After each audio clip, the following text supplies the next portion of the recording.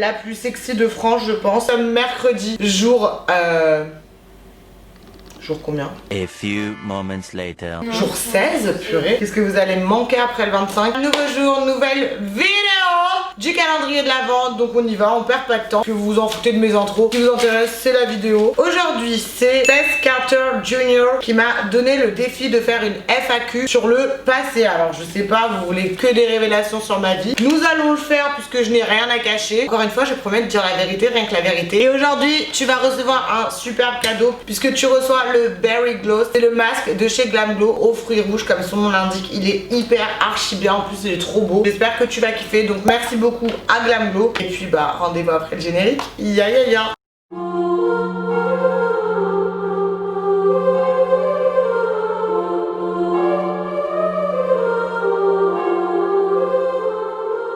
Oh my gosh!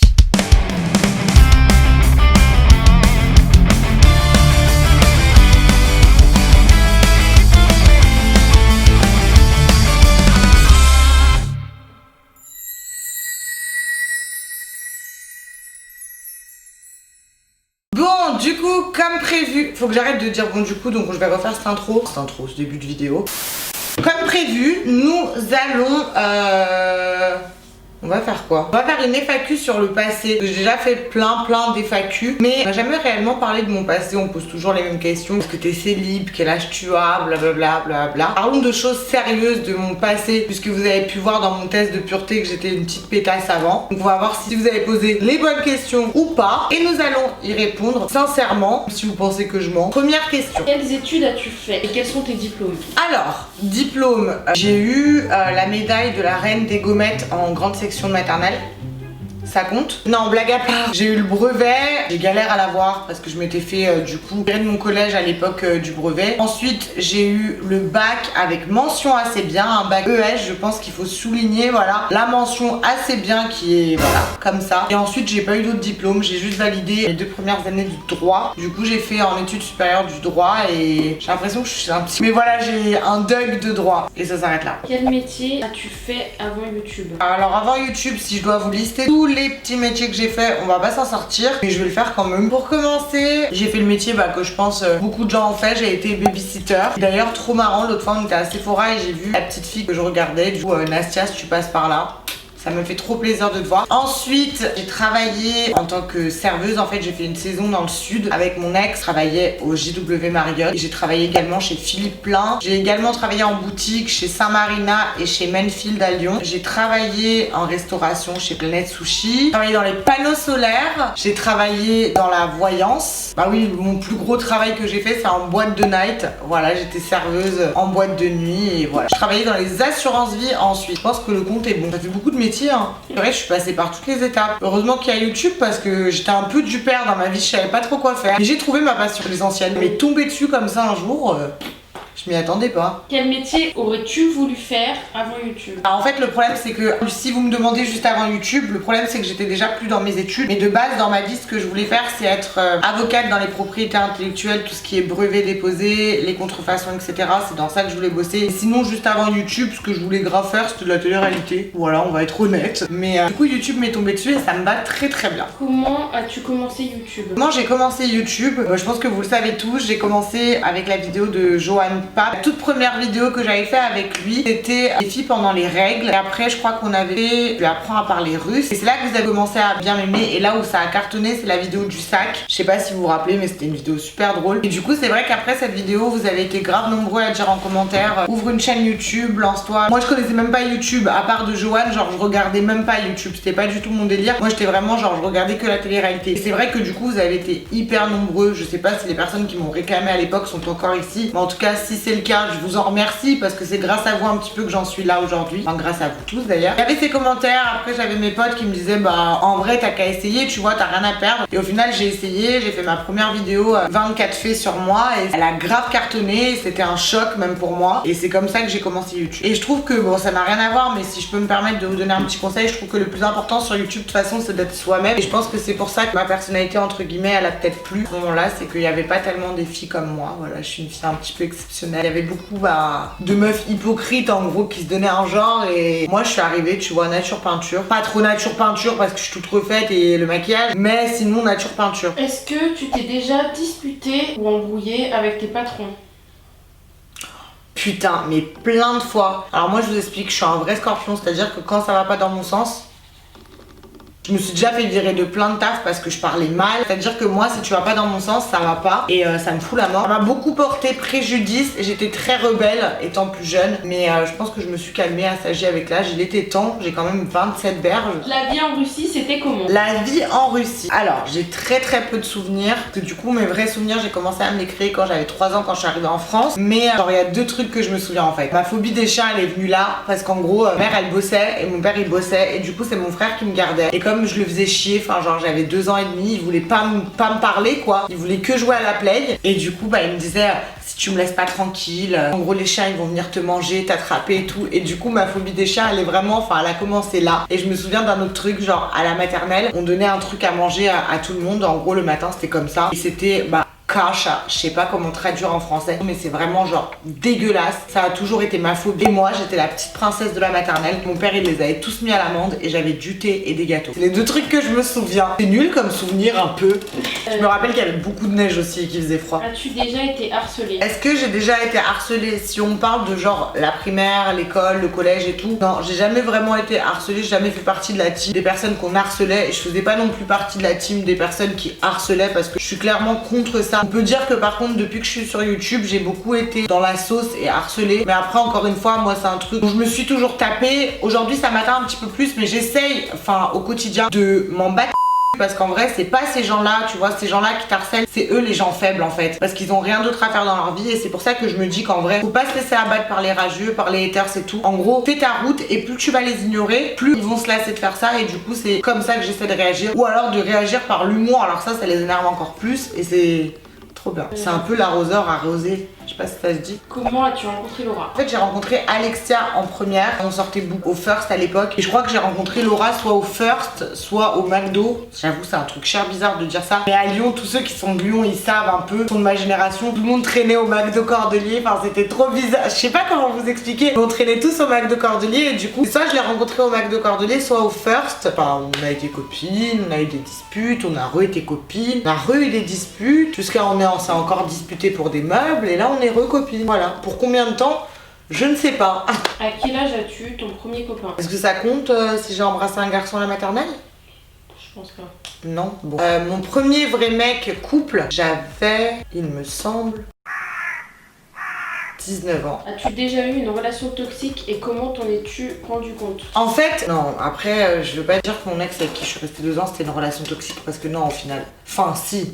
En fait, le problème, c'est que quand t'es dans une relation toxique, forcément, tu t'en rends pas compte. Et les gens, ils ont beau te le dire autour. Tu vois, toi, t'es borné, t'es dans ta relation, t'as pas envie d'en sortir. Et du coup, tu sais, t'y crois pas tellement. Et en fait, à un moment donné, la relation, elle dépasse tellement les bornes que tu te rends compte que c'est une personne mauvaise pour toi et qui t'apporte certes des choses positives, mais qui t'apporte également du négatif. Parce que moi, en fait, là, quand tu m'as dit toxique, j'ai direct pensé à pervers narcissique. Non, pas nécessairement ça. C'est juste quelqu'un qui te fait du mal. En fait, quand ça dépasse certaines limites que toi, dans ta tête, de base, tu vois, c'est des choses que t'accepterais pas. Quand ça dépasse ces choses-là, c'est à partir de là que tu te rends compte que c'est toxique et quand ça devient régulier. Et moi, j'ai eu beaucoup de mal à quitter mon mec avec qui je suis restée 2 ans. Une fois, j'ai dit je pars, il revenait, il me récupérait. Et au final, à un moment donné, j'ai dit je pars. J'ai pris mes affaires.